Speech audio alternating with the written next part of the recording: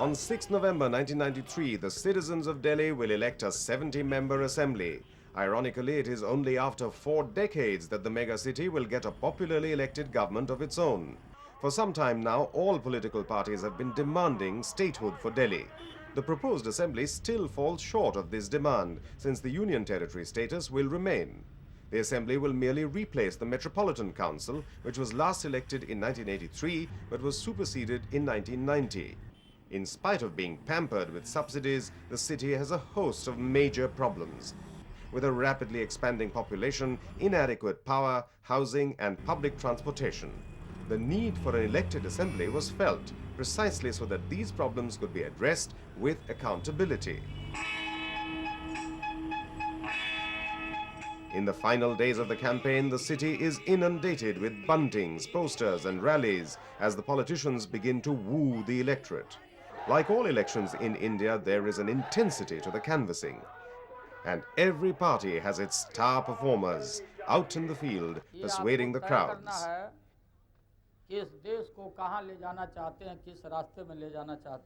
आपको जनतांत्रिक व्यवस्था यहाँ मिल रही है और आप उस व्यवस्था में भागीदार बनने जा रहे हैं. This time, a high-tech campaign with video on wheels forms a major component of party strategies. These video vans screen a mixture of entertainment programs interspersed with doses of political messages.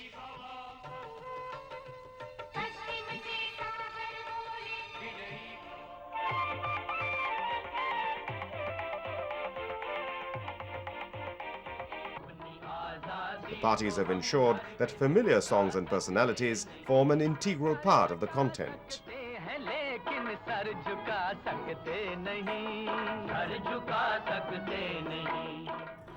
The elections are taking place in the backdrop of dramatic political developments of the last few years, and the Ayodhya issue, especially after the demolition of the Babri Masjid on 6 December last year, has been an integral part of the BJP agenda.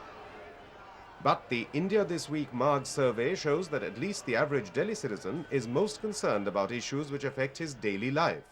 We sampled over 700 residents of various economic groups and demographic profile and asked them to rank campaign issues in terms of priority. Almost 69% felt that price rise was the #1 issue for them. 39% considered civic amenities as the most serious item.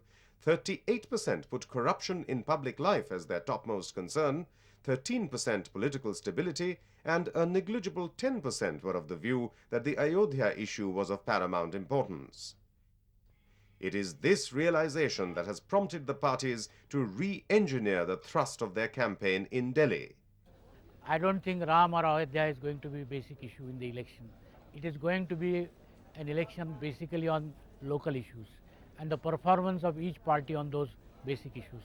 That's why we are stressing development of Delhi. Being the capital of the country, the political stakes are high for all the parties in the fray, and the psychological aspect of this is not lost on the contestants. This is the capital of India. From one point of view, this is the heart of India. So what happens here is going to have impact all over the country, and I would say even outside the country. As the campaign heads towards the home stretch, the polarization and public preferences will get more sharply defined. Though for the moment, there is plenty of expectation among the electorate as to what the new assembly can do in concrete terms. I think it will be better if we have elections. We will have our own representatives and they will take a better care of us. I'm sure that the areas which have been neglected in various things, in sanitation, economically backward areas, and many others will be taken care of. But the translation of these expectations into reality will depend largely on the popularly elected government and what it can ultimately deliver.